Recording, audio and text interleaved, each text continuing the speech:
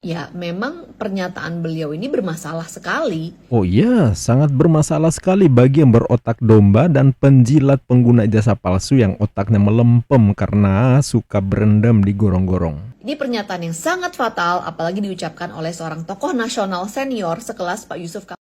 Kasus ceramah Yusuf Kala telah dimanfaatkan dan ditunggangi oleh kelompok politik tertentu untuk mengais dan memulung elektoral pada pemilu ke depan, dan juga telah digunakan sebagai pengalih isu dari kasus ijazah palsu yang tidak kunjung usai.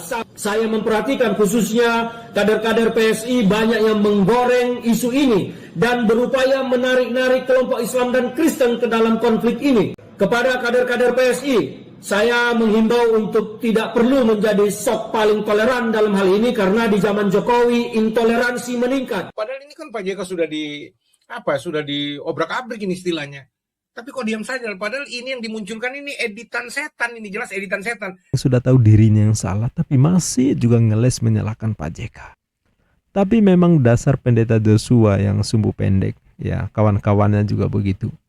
Emosinya yang meledak ketimbang nalar sehatnya. Dan ini silakan dijawab oleh siapapun yang senalar dengan si Grace Natali ini. Bahkan kalau mau dibantu oleh si Oten Permadi Arya yang pura-pura ngaku muslim, boleh. Atau sebutkan ajaran kasih macam mana yang doktrin keselamatan hanya dengan cara mempersekusi, gebukin, menggantung Tuhan yang dipercaya matoi terkutuk di atas kayu. Tapi kenapa yang dihukum matoi malah Tuhan itu membun-bun Tuhan, menyakiti Tuhan, menyiksoi Tuhan, malah jadi cara masuk surga. Ini keajaran kasih, Grace. Emang nggak bisa ya masuk surga tanpa menyengsarakan dan mematikan Tuhan? Pertanyaan saya, sebutkan umat mana yang bersuka cita atas derita dan kematian mengenaskan Tuhannya yang tidak bersalah. Sebutkan ajaran mana yang dibawa atau disebarkan masuk ke Nusantara tercinta lewat jalur penjajahan dengan slogannya Divide et Impera, yang artinya pecah belah dan jajah. Tapi di ayat di Matius 5:39 ayatnya sangat jelas kok tertulis, jangan melawan orang berbuat jahat. Jangan melawan orang berbuat jahat. Nah, bukan jangan membalas orang berbuat jahat, bukan. Narasi ayatnya tidak seperti itu tertulis. Selamat mengubah ayat, luar biasa ya. Sama seperti mengubah kata babi menjadi babi hutan kan di ayat kalian kan? Seru itu ya. Jadi ya ampun Bu, jangan begitu dong Bu, saya dengar Bu. Kenapa? Aku tahu Bu, dia pakai kerudung disuruh pakai tangan Yesus.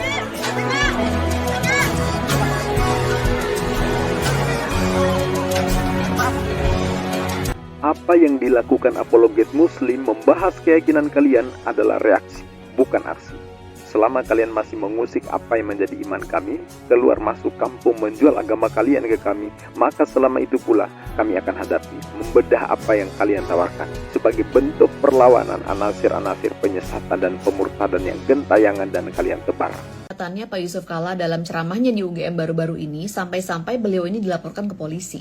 Setelah ditonton, ya memang pernyataan beliau ini bermasalah sekali. oh iya, sangat bermasalah sekali bagi yang berotak domba dan penjilat pengguna ijazah palsu yang otaknya melempem karena suka berendam di gorong-gorong.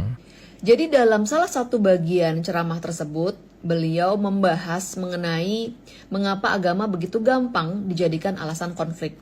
Menurut Pak Yusuf Kala, baik Kristen maupun Islam sama-sama berpendapat bahwa mati dan mematikan orang adalah syahid.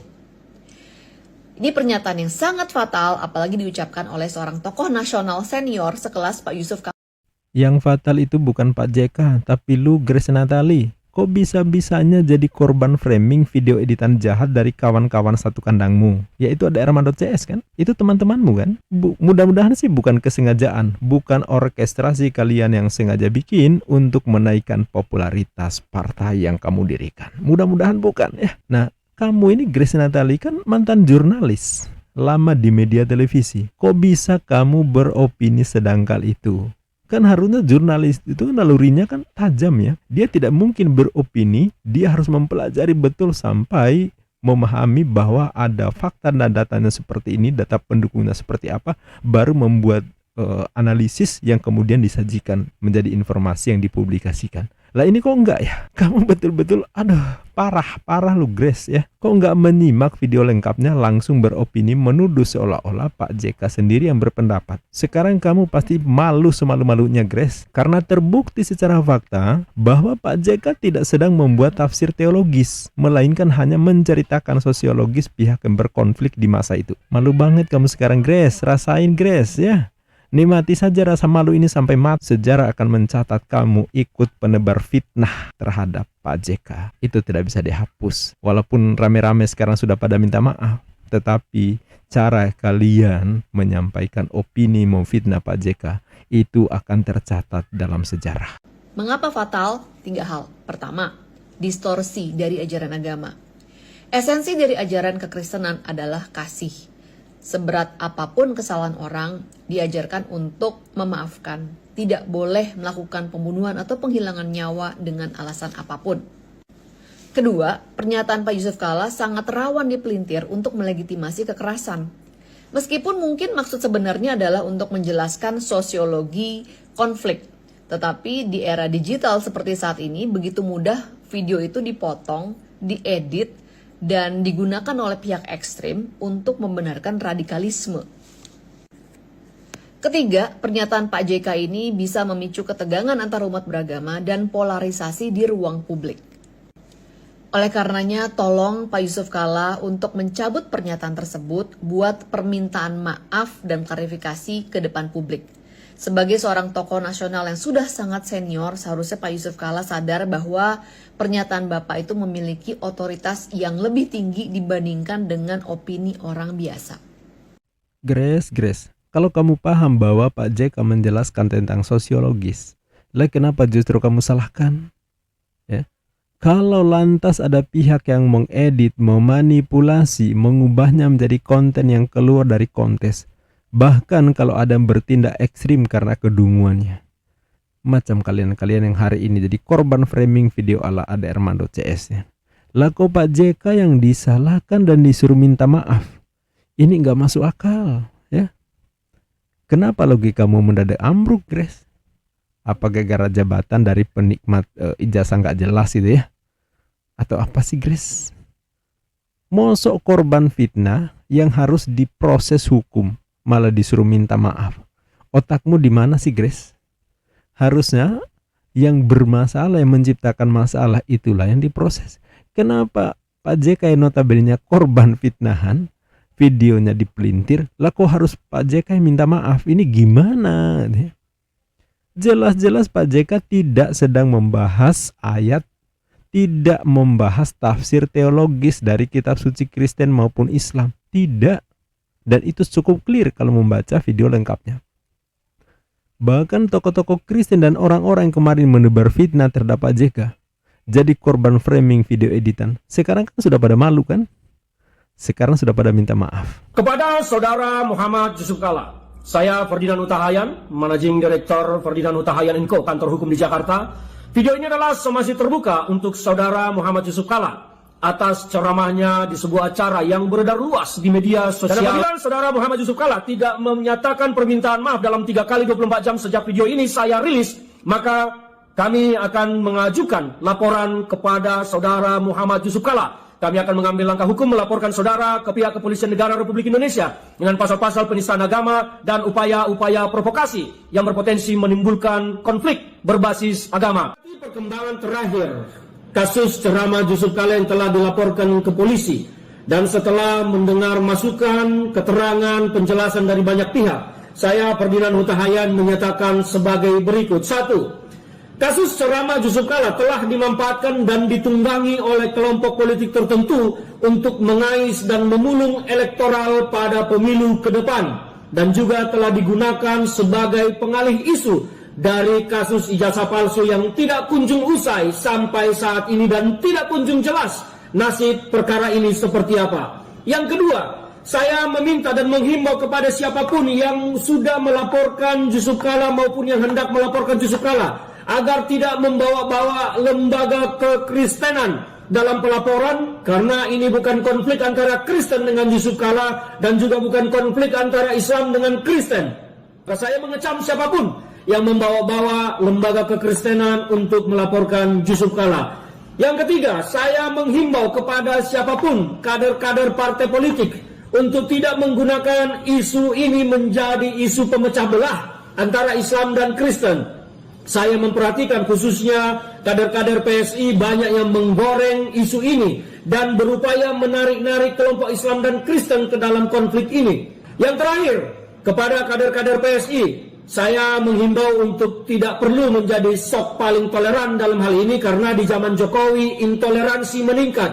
Di zaman pemerintahan Jokowi penutupan tempat-tempat ibadah justru meningkat dan bukan berkurang. Dan kelompok minoritas hampir tidak mendapat perlindungan selama masa pemerintahan Jokowi. Ini lalu yang kedua, Pak JK juga kenapa diam aja, bosku? Jangan seperti itu, Puang. Ini mohon maaf ya, kalau Pak JK diam aja, lalu dari kubunya Pak JK juga nggak ada yang bicara.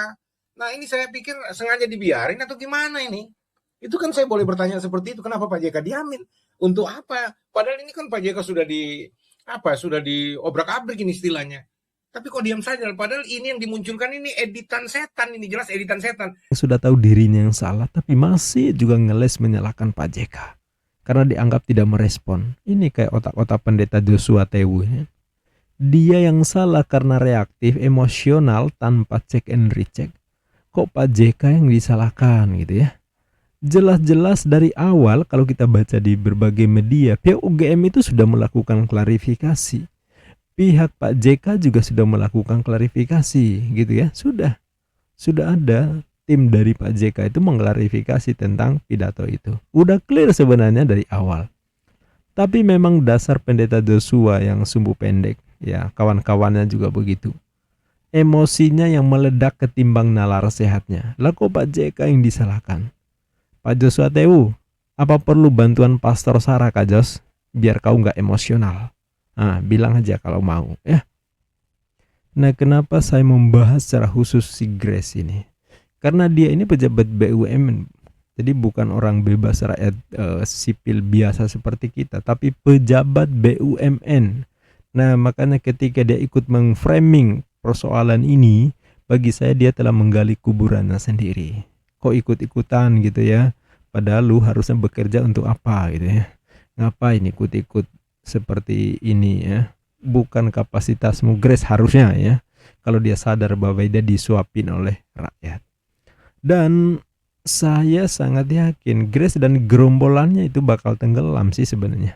Serius ya. Nekat bermain api di hadapan rakyat. Tunggu saja partai gajah ini nanti jadi apa? Jadi kecoa apa jadi cacing? Jangankan saya, seorang Ferdinand Huta Hayan yang dulunya pendukung Jokowi, pendukung Ahok, juga korban video sesat yang memfitnah Pak JK. Menohok terhadap sikap PSI karena dianggapnya menarik ini ke potensi konflik antar umat beragama. Siap-siap PSI ya, jadi kecoa kalau sejahat ini cara kalian bermain di lapangan politik.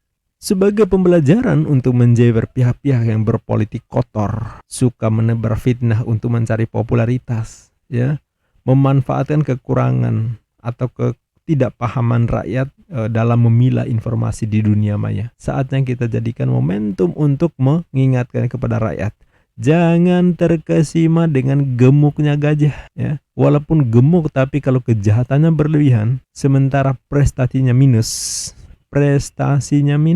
kerjanya hanya menebar fitnah, menebar framing. Lebih baik kita tenggelamkan, ya. Lebih sibuk membunuh karakter lawan politik ketimbang memperbaiki kualitas partainya. Itu kan problem, ya. Maka sudah saatnya memang sebaiknya itu bungkus si gajah menjadi kecoa, masukkan kantong plastik, masukkan di tong sampah. Ya, ini hukuman terbaik buat siapapun yang suka bermain api. Grace Natali mungkin bukan lagi pejabat PSI, dia udah jadi pejabat BUMN, ya. Tapi tentu dia tidak bisa dilepaskan dari PSI, apalagi ya memainkan isu ini untuk memfitnah Pak JK. Semua yang waras paham sumbernya dari orang-orang di PSI. Mau lari kemana?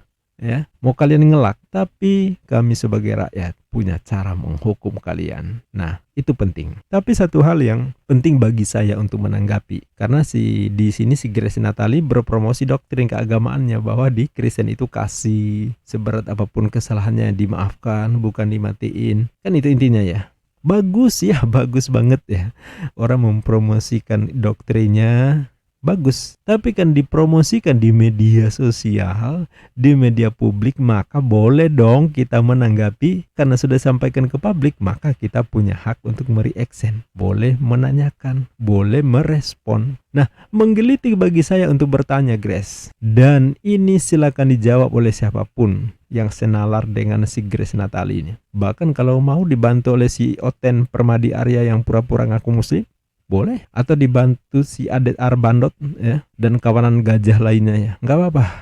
Silakan jawab pertanyaan gue. Nah, ini pertanyaan pertama. Sebutkan ajaran kasih macam mana yang doktrin keselamatan hanya dengan cara mempersekusi, gebukin, menggantung Tuhan yang dipercaya matoi terkutuk di atas kayu. Cara selamat masuk kerajaan sorga yaitu mematiin alias membunuh orang yang tidak bersalah, yang belakangan diklaim sebagai Tuhan. Manusia yang bersalah, manusia yang berdosa, manusia melanggar hukum, malah Tuhan melarang membunuh.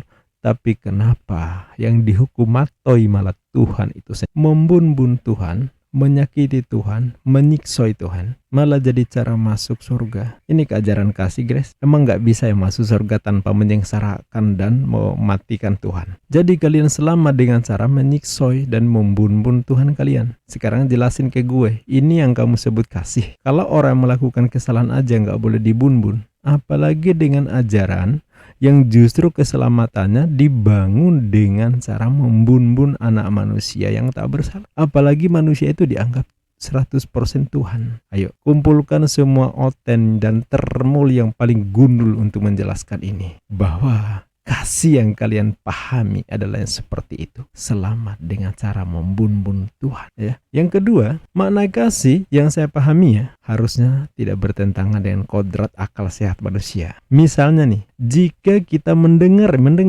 atau membaca atau menyimak bahwa ada korban begal, korban salah tangkap, korban kejahatan, korban fitnah, korban pembunuhan secara sadis, tidak berperi kemanusiaan, pasti kita prihatin dan tidak mungkin kita suka dengan kejahatan seperti itu. Pastilah ya, manusia yang bernalar sehat, berakal sehat, berpikir sehat, pasti tidak nyaman menyikapi situasi yang di dalamnya ada kejahatan menimpa orang yang tidak bersalah. Betul? Pertanyaan saya, sebutkan umat mana yang bersuka cita atas derita dan kematian mengenaskan Tuhannya yang tidak bersalah. Jelaskan model kasih seperti apa yang ada di ajaran mereka yang bersuka cita atas derita dan kematian seseorang. Apatah lagi yang matoi itu adalah Tuhan. Umat mana yang girang, bangga, senang atas derita dan kematian Tuhannya yang suci, yang pasti tidak bersalah. Coba, itu sehat akal atau sesat akal? Ini pertanyaan lo ya. Pertanyaan, bukan pernyataan. Sekali lagi, pertanyaan, bukan pernyataan. Yang ketiga, sebutkan ajaran mana yang dibawa atau disebarkan masuk ke Nusantara tercinta lewat jalur penjajahan dengan slogannya Divide et Impera, yang artinya pecah belah dan jajah. Ratusan tahun mereka menjajah, bahkan banyak darah anak bangsa yang direnggut penjajah. Berapa jiwa yang direnggut kejahatan penjajah sekaligus pembawa ajaran agama. Ada yang tahu ajaran atau agama apakah itu? Islam? Enggak pernah ada sejarah Islam masuk ke Nusantara dengan cara menjajah. Yang jelas bukan Islam, bukan Hindu, bukan Buddha, bukan Konghucu, bahkan bukan ateis. Ayo Grace jujur, ayo Ade Arbandot, Permadi Arya ya, atau Abu Sandal, jujur, umat di agama apakah yang menebar teror penjajahan di negeri ini? Bahkan di berbagai belahan dunia manapun. Kita bicara fakta. Kasih model apa pengajaran agama yang dibangun dari menjajah? Divide et Impera itu kasih. Kalau emang itu kasih model apa, Grace? Ya, Grace, kalau penjajah datang, penjajah menindas, penjajah membawa meriam untuk menjadi mesin penghancur manusia di Nusantara. Apa sikap yang diajarkan di agamamu, Grace? A. Memaafkan, menyambut, menikmati penjajahan, menjamu kolonial dengan tangan terbuka, menyerahkan mobilmu jika motormu diambil, dirampas, menyerahkan adikmu kepada penjahat jika ibumu diperkos-kos, menyerahkan berlianmu jika emasmu dirampas. Sebagai implementasi, jangan melawan orang berbuat jahat kepadamu, melainkan jika ditampar pipi kirimu, serahkan pula pipi kananmu. Tentu penjahat senang dengan cara seperti ini ya, karena difasilitasi dan disayangi, disambut dengan kalungan bunga, diinapkan di hotel berbintang, diberi makanan terbaik. Tentu penjahat sangat dilayani seperti ini ya. Apa seperti ini yang kalian sebut kasih? Apakah seperti ini agama kasih yang kalian iklankan? B. Memerangi, melawan siapapun yang datang menjajah, menindas, merampok, hingga membunuh. Harus dilawan, harus diperangi agar menghalangi kejahatannya berlanjut ya, agar penjajah dimusnahkan, agar yang bercita-cita jadi penjahat tidak melakukan kejahatan. Bahkan polisoi dibekali senjata untuk melawan penjahat, bukan melestarikan penjahat. Nah, sekarang kita tanya ke Grace, coba jujur pilih A atau B? Jika memilih A, maka percayalah tidak pernah ada peradaban manusia waras manapun yang mau menerapkan cara ini. Sebutkan hukum di negara mana yang menerapkan larangan melawan orang berbuat jahat. Ada yang bisa menjelaskan ajaran yang model ini? Mosok dilarang melawan pembuat kejahatan? Di negara mana menerapkan ajaran ini coba? Sebutkan. Kan mayoritas di dunia ini itu beragama Kristiani. Coba, ada nggak menerapkan larangan melawan pembuat kejahatan? Ini doktrin ayat yang kelihatannya kan manis ya, dan ini sering sekali dibawakan. Oh, kasih, penjahat disayangi, penjajah di seluruh dunia hampir semuanya dari umat beragama apa coba?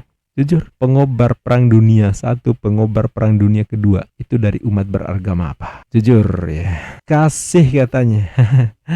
Tuhannya jadi bun-bun, apalagi manusia biasa. Logik kan? Itu fakta. Tapi jika Anda memilih B, memerangi penjajah, melawan penjahat, memberantas kejahatan, maka Anda sedang berada di dunia waras. Semua peradaban manusia di belahan dunia manapun menerapkan ini. Mulai dari zaman batu sampai zaman digital, pasti peradaban manusia sama, melawan penjahat. Bukan merawat penjahat. Yang namanya penjahat ya diperangi, bukan dipelihara. Itu naturnya manusia. Nah, sekarang coba kita berbicara soal hal yang logik. Ada sebuah agama yang mengajarkan bahwa perangilah di jalan Allah orang yang memerangi kamu, yang mengusirmu dari negerimu, ya kan? Yang datang untuk membunuhmu, yang datang untuk merampas hartamu. Kita wajib melawan, kita wajib memerangi.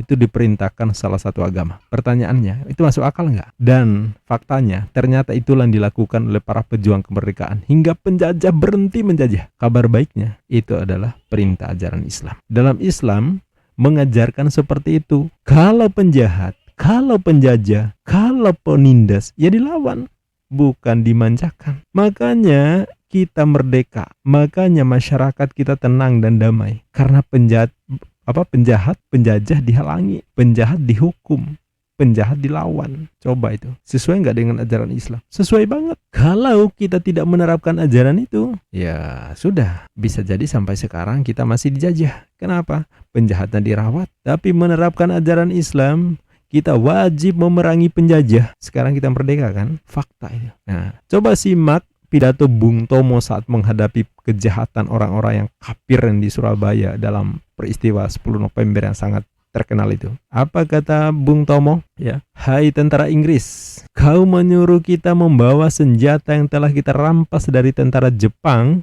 untuk diserahkan kepadamu. Tetapi inilah jawaban kita, kata Bung Tomo dengan lantangnya ya. Selama banteng-banteng Indonesia masih mempunyai darah merah yang dapat membuat secari kain putih, merah dan putih, maka selama itu juga tidak akan kita mau menyerah kepada siapapun juga. Saudara-saudara rakyat Surabaya, siaplah keadaan genting. Tetapi saya peringatkan sekali lagi, jangan mulai menembak. Baru kalau kita ditembak, maka kita akan ganti menyerang mereka. Kita tunjukkan bahwa kita ini adalah benar-benar orang yang ingin merdeka. Dan untuk itu saudara-saudara, Lebih baik kita hancur lebur daripada tidak merdeka. Semboyan kita merdeka atau mati. Ini sesuai prinsip Islam. Ini sesuai dengan prinsip agama Islam yang diajarkan dalam Al-Quran. Bahwa terhadap penjahat, terhadap penindas, terhadap penjajah, wajib dilawan, wajib diperangi. Sekarang coba banding. Bagaimana kalau yang diterapkan adalah ajaran atau agama yang mereka sok-sok mengatakan kasih? Kita bisa merdeka nggak? Ada yang bisa menjawab? Bisa nggak kita merdeka? Datang penjahat, malah kita rawat? Nggak bisa. Sampai kapanpun kita akan diperangi terus. Sampai kapanpun kita dijajah terus. Inilah ajaran Islam. Melawan penjajah, melawan penjahat, menjaga rakyat dari ancaman penjahat. Kalau datang penjajah, kita pakai ayat yang diklaim kasih. Jangan melawan siapapun yang berbuat jahat kepadamu. Kapan kita merdeka? Sampai di sini ada yang masih mau bawa ayat-ayat yang katanya kasih, tapi mereka sendiri nggak pernah mau pakai. Karena faktanya tidak pernah ada peradaban manusia manapun yang waras memakai ayat ini. Betul nggak? Kalau ada, coba tunjukkan ke saya. Kita berbicara fakta nih, berbicara data nih. Sekali lagi tantangan buat siapapun yang suka membawa ajaran kasih. Ya, di negara mana ada aturan larangan melawan orang berbuat jahat? Kalau ada pasti manis tuh. Hancur ya. Mana bisa peradaban manusia pros penjahat? Nggak masuk akal. Kalau Grace menganggap itu kasih, silakan sebutin negara mana yang menerapkan ajaran jangan melawan orang berbuat jahat kepadamu. Melainkan jika diambil duitmu, berikan pula mobilmu. Ada Grace? Kalau nggak ada, narasi di kitab sucimu itu gimana nasibnya? Kalian salah tulis atau salah memakai ayat? Masa iya Tuhan salah bikin hukum penjahat tidak boleh dilawan? Terus diapain? Dikelonin. Kadang Oten kalau kita tunjukin ayat Matius 5:39, mereka itu suka ngeles. Oh, itu maksudnya jangan melawan kejahatan dengan kejahatan. Hey bro, sejak kapan melawan sama dengan membalas? Kalau membalas mah dalam Islam juga sudah ada ya. Islam diperintahkan memberikan balasan yang lebih mulia terhadap pelaku kejahatan misalnya, bahkan pembunuhan misalnya.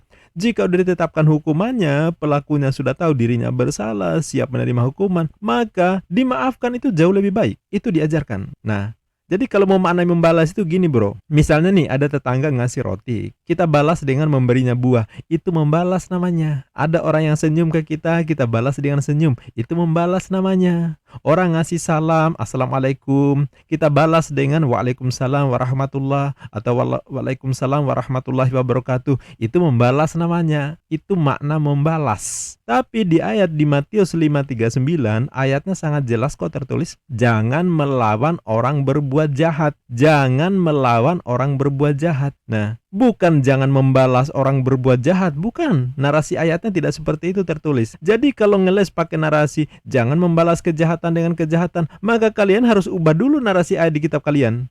Biasa kan? Ayatnya sering diubah-ubah kan? Ya, sering diubah-ubah setiap saat sesuai kepentingan kan? Biasa ya. Nanti gunakan kata balas, bukan lagi kata lawan. Sebab namanya melawan artinya itu kontra, kebalikan dari tindakan itu. Sedangkan balas ya beda lagi maknanya bro ya. Selamat mengubah ayat, luar biasa ya. Sama seperti mengubah kata babi menjadi babi hutan kan di ayat kalian kan? Seru itu ya. Jadi penjahat dilawan bukan untuk balasan bro. Ya filosofinya seperti itu. Sekali lagi penjahat itu dilawan bukan untuk balasan, tapi upaya menghentikan perbuatan, untuk menghalangi dampak buruk, untuk mengamankan pihak lain. Itu namanya melawan. Itulah sebabnya kenapa polisoi itu disiapkan pistol untuk melawan penjahat, bukan untuk membalas penjahat. Tahu kan prosedurnya? Kalau ada penjahat terus mau ditangkap dan pelakunya lari kabur gitu kan dikasih peringatan, dikejar gitu kan. Tapi kalau tetap kabur, maka dikasih peringatan dengan cara apa? Dilumpuhkan, ditembak di bagian kakinya. Ya enggak? Kalau dia tetap berusaha juga melawan, bahkan dia mengancam keselamatan petugas, maka dikasih peringatan lagi, tembakan di bagian yang membuat dia tidak melakukan perlawanan.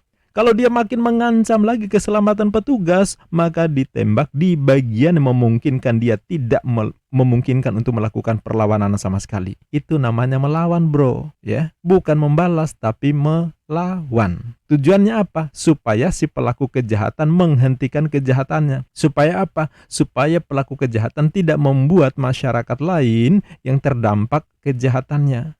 Supaya orang itu jadi tidak lagi meneruskan kejahatannya sekarang dan yang akan datang. Kan itu tujuannya. Lah tapi kalau penjahat tidak boleh dilawan, terus diapain? Asli pertanyaan, kalau penjahat tidak boleh dilawan terus diapain? Apalagi kalau penjahatnya malah diberi fasilitas yang lebih. Ditampar pipi kirimu, serahkan pipi kananmu. Wow. Jika diperkos-kos adekmu, serahkan kakakmu. Jika dirampok mobilmu, maka serahkan rumahmu. Waduh, luar biasa ya. Bisa disebutkan gitu di negara mana menerapkan hukuman seperti ini? Ada gitu. Kalau ada silakan tulis di kolom komentar. Siapa tahu ada gitu ya.